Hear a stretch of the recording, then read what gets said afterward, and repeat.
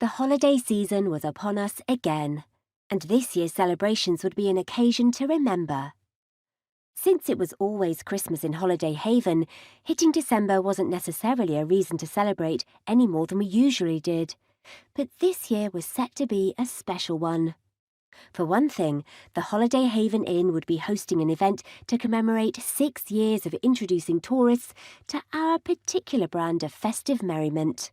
For another, my family was coming up to visit in time for the celebrations and would also be meeting Spencer, my boyfriend of 6 months.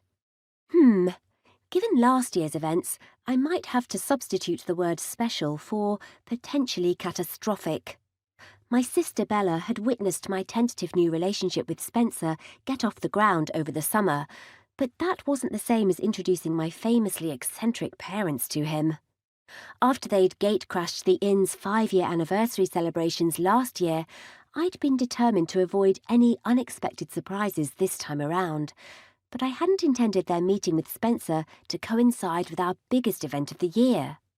Not to mention the annual Yule Ball, which was set to take place immediately afterwards.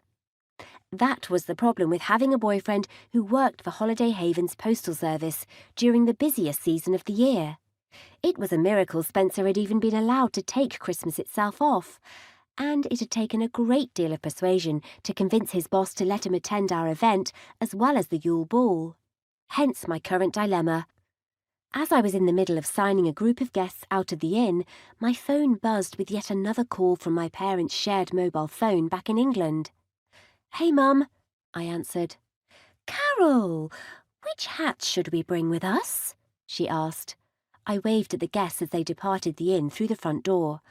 "I have no idea. Whichever you like." "Red tinsel or green?"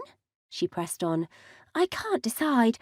Oh, and there's the reindeer hats, and the one shaped like a giant Christmas pudding." I stifled a groan. "Ask Dad.